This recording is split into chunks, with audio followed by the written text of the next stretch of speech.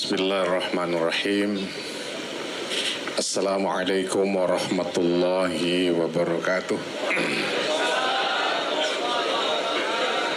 Alhamdulillahirabbil alamin. Walladzi arsala rasulahu bil huda wa dinil haq liyuzhirahu 'alad dini kullihi wa kafa billahi syahida. Asyhadu an la ilaha illallah wa asyhadu anna Muhammadan abduhu wa rasuluhu la nabiyya ba'dah.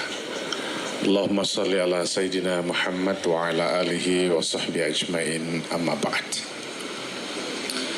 Hadirin yang saya muliakan, Ketua DPP PKS, Ketua DPW, anggota DPR Republik Indonesia, juga anggota DPRD provinsi maupun kabupaten kota, pimpinan PKS dari seluruh jajaran baik dari DPP, DPW, DPD, DPC sampai DPRA, anggota DPRD baik yang masih menjabat maupun yang sudah terpilih, Bapak Ibu semua yang tidak bisa kami sebutkan satu persatu.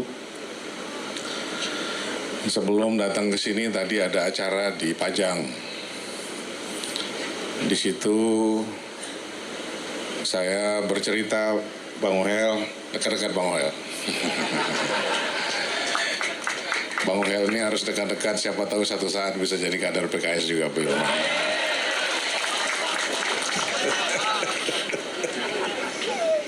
Kanggo tak ada.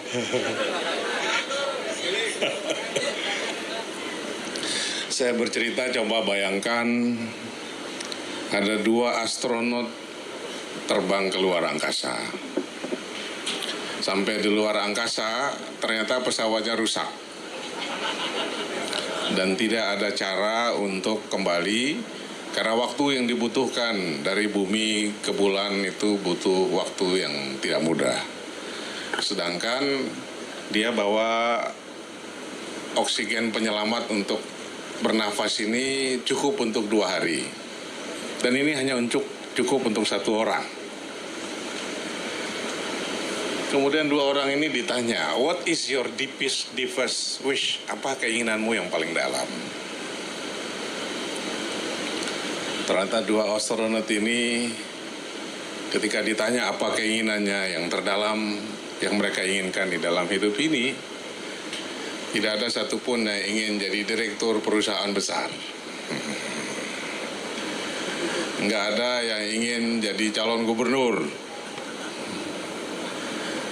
Ketika mereka berada di luar angkasa, satu-satunya keinginan mereka adalah ingin kembali ke bumi, berjalan bertemu keluarga dan masyarakatnya.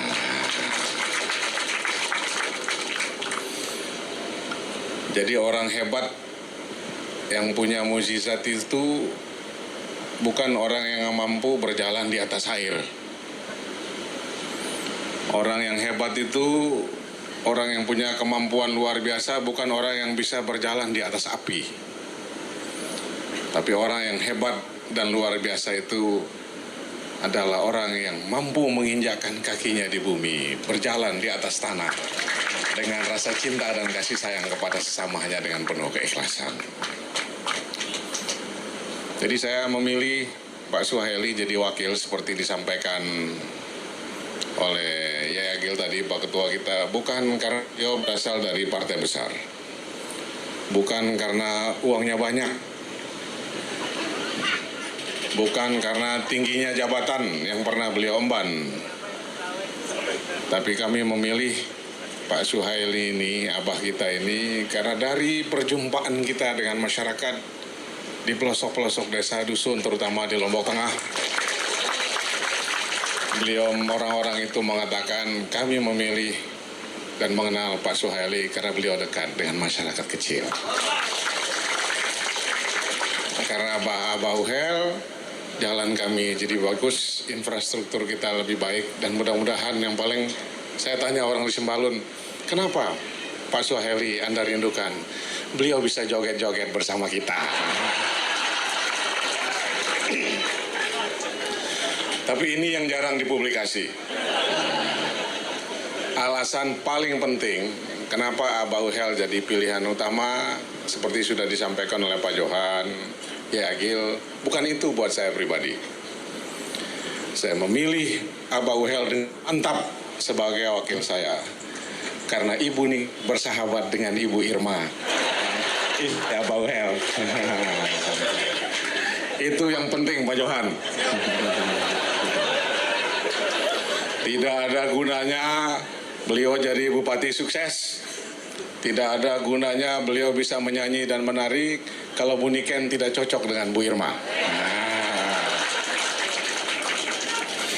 Dan ini sudah teruji. Ketika saya berada di Jakarta, ada telepon masuk dari pimpinan partai-partai besar. Bang Zul, Adindaku, semua partai kami jamin di tangan Dinda. Semua partai besar pokoknya kita gabung menjadi satu untuk mendukung Dinda menjadi calon gubernur di NTB. Asal wakilnya Pak Suhaili bisa dievaluasi tidak? Nah, itu Pak Uhel. Orang pertama yang saya ajak bicara adalah Bu Niken. Saya telepon Bu Niken. Sayang, saya selalu manggil sayang ya.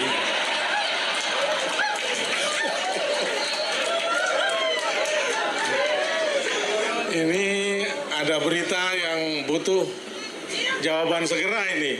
Dan ini sangat serius. Gimana? Tanya. Ini ada kemungkinan partai-partai ini menginginkan bisa nggak pasangannya selain Pak Suhaili. Tapi dari partai yang akan mengusung salah satu mereka. Apa jawaban Bu Niken? Tidak menyebut Pak Suhaili atau apa-apa. Tolong jangan Abi, karena saya pasti tidak enak dengan Bu Irma. Jadi kita tidak masuk dalam pertimbangan Pak Suhaili. Ternyata Bu Niken lebih memilih Bu Irma ketimbang pendapat partai-partai yang lain itu. Oleh karena itu di bumi ini memang karena persoalan sederhana kita hidup. Bukan karena kajian-kajian ilmiah, bukan karena teriak ini itu, tapi karena pertimbangan yang sifatnya personal dan manusiawi. Oleh karena itu kalau nanti Allah mudahkan langkah kami dan Abah Uhel jadi pimpinan di NTB ini, program kita tidak muluk-muluk. Saya bisa mengatakan pada Bapak Ibu, program muluk-muluk sekarang masyarakat NTB masih kesulitan, terutama Ibu, tentang kenaikan harga-harga pokok yang dibeli tiap hari. Kita bicara program muluk-muluk, masih banyak anak-anak kita, bahkan masyarakat kita susah mencari pekerjaan. Dan yang paling penting, saya tadi malam bertemu anak-anak NTB yang jumlahnya ribuan. Kita kirim ke luar negeri itu, mereka mengatakan, Bang Zul, bisa tidak program ini dilanjutkan? Dan kami berjanji dengan Abah Uhel, kalau kami jadi pimpinan, menjadi gubernur dan wakil gubernur NTB 2024-2029, bukan hanya 1.000 NTB yang akan kami kirim ke luar negeri, tapi 10.000.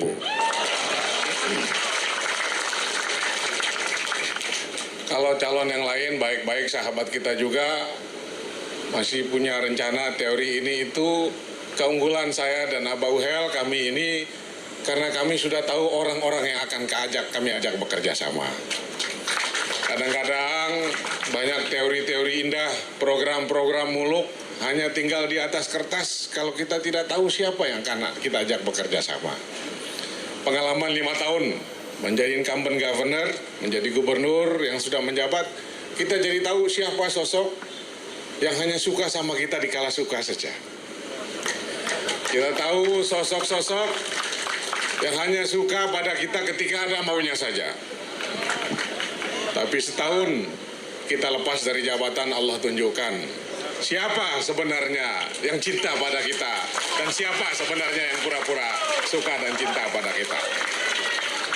Oleh karena itu setahun ini Jati batu uji luar biasa untuk melihat siapa yang asli, siapa yang palsu, dan siapa yang betul-betul akan berjuang bersama kita untuk mewujudkan NTB gemilang itu. Dan terakhir, kalau banyak dari teman-teman mengatakan apa sih untungnya buat kita jadi pemimpin atau jadi gubernur di NTB ini. Saya tidak menceritakan banyak hal, tapi ada satu contoh saja ingin saya sampaikan betapa jadi pemimpin dan jadi gubernur di NTB ini penting buat masyarakat. Satu saat, Abah Uhel, mungkin Abah Uhel juga punya cerita sendiri, jam 2 pagi. Tiba-tiba ada masuk pesan lewat Facebook saya. Mereka mengatakan, Pak Dokter mungkin asal-asalan saja ngirimnya, tapi pas kebetulan saya bangun.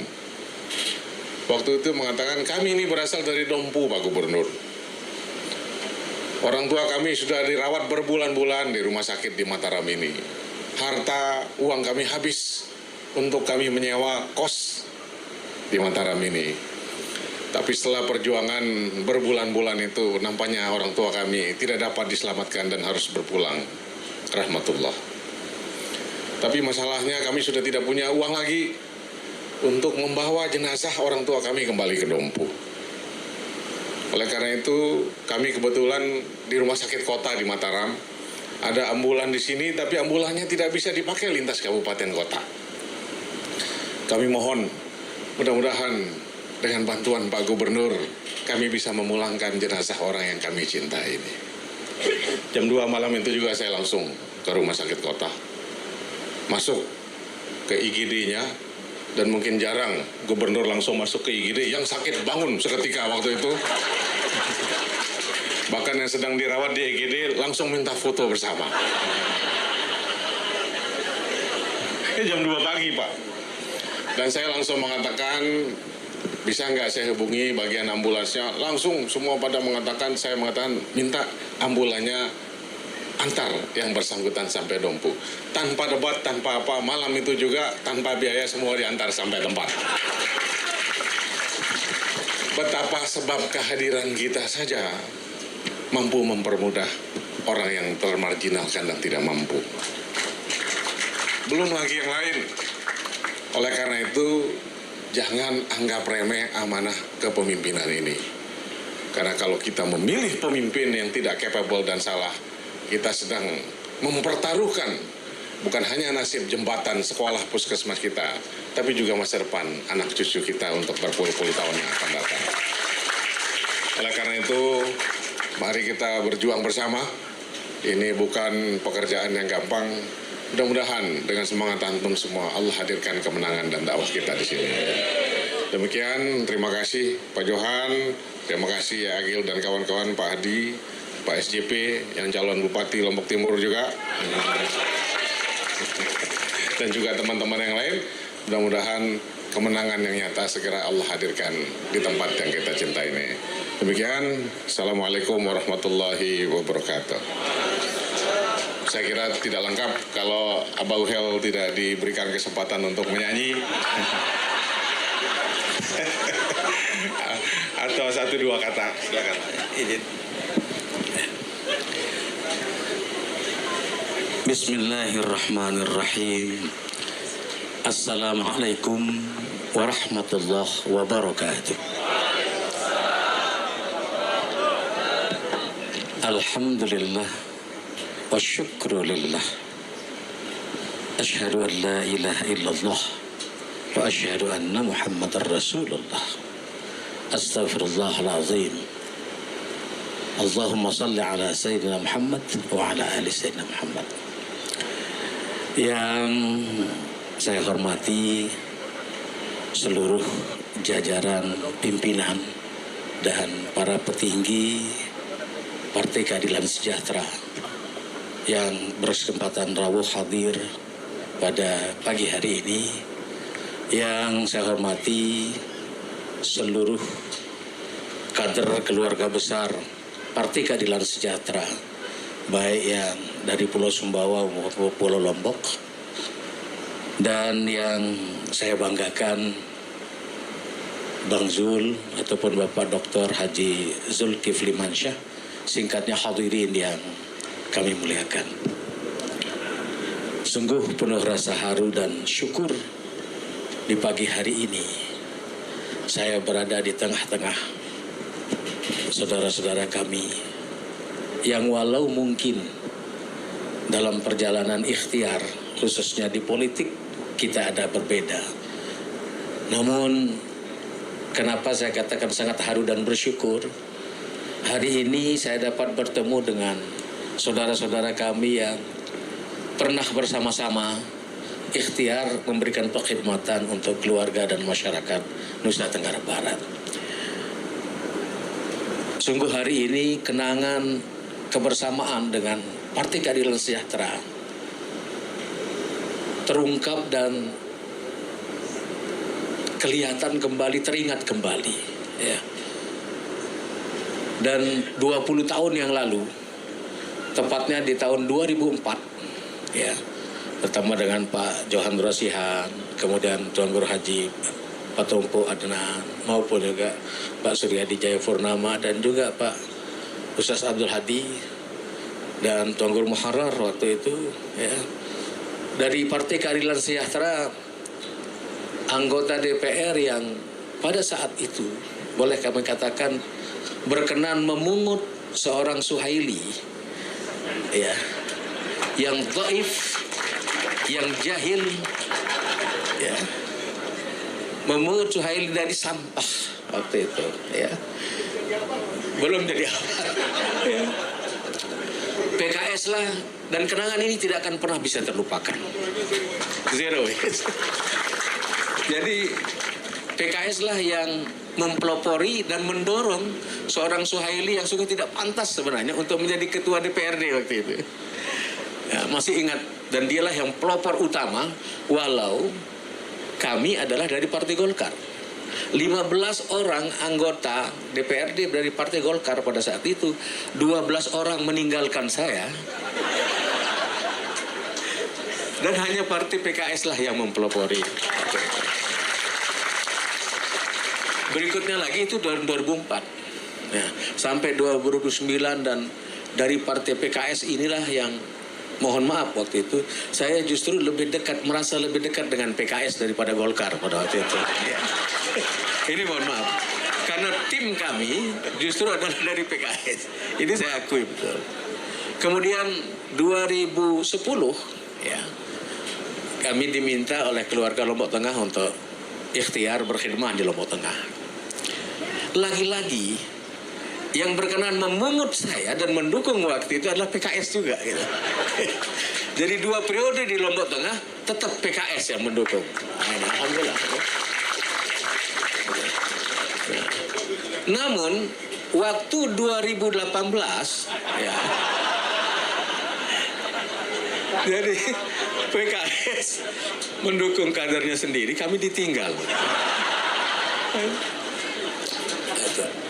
Sampai 2023, sekarang 2004, sekarang 2024, alhamdulillah berkenan PKS memungut saya lagi.